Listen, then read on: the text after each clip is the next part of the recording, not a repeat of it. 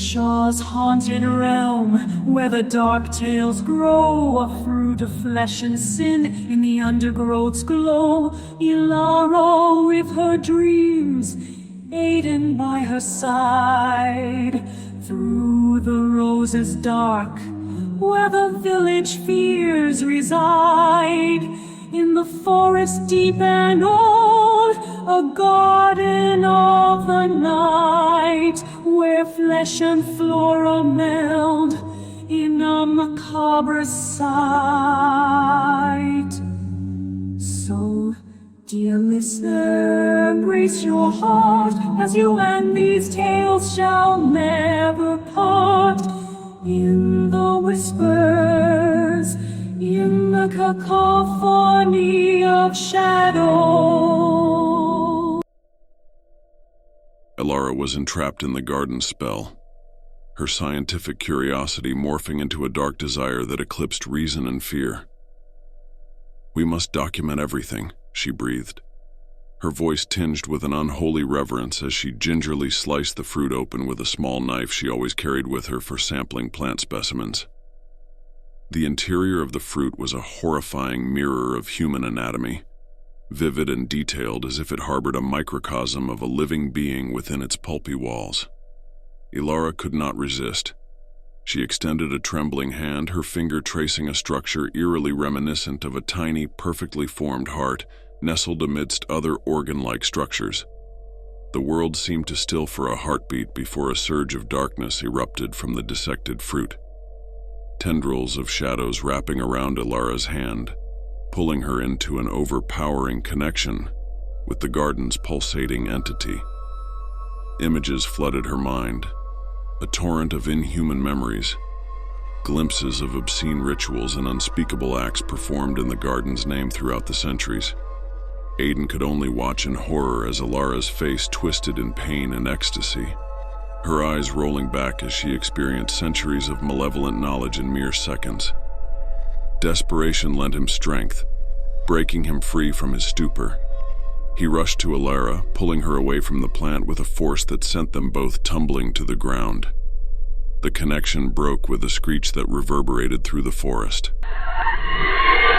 a sound of rage and hunger that echoed with the promise of vengeance. The reality dawned harsh and immediate.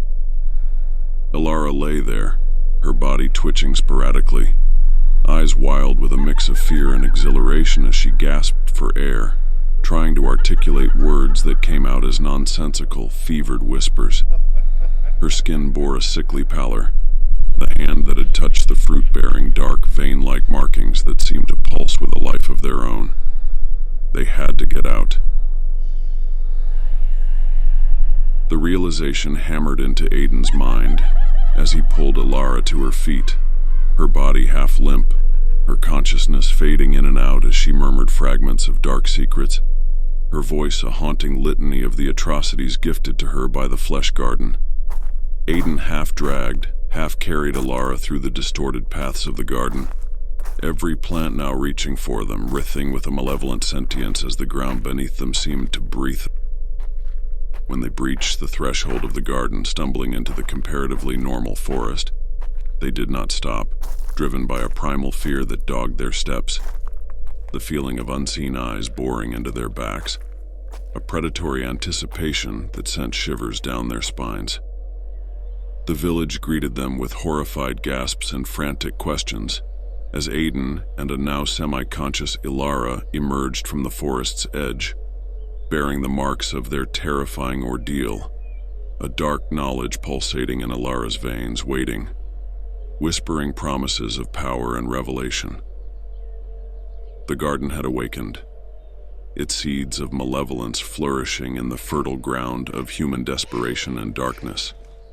Kershaw village found itself embroiled in a battle against an ancient evil, a being rooted in the depths of the flesh garden, now reaching out with tendrils of corruption, seeking to harvest the sins of mankind, to feed and grow in the echoes of primal fears and forbidden desires.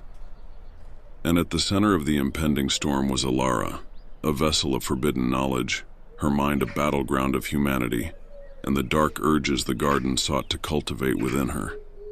A harrowing journey beckoned, a path of salvation or damnation, as the village rallied to confront the malevolent force they had unwittingly unleashed upon themselves, teetering on the edge of abyss, their lives, their sanity, hanging in the balance in the grim tale unfolding in the heart of the flesh garden.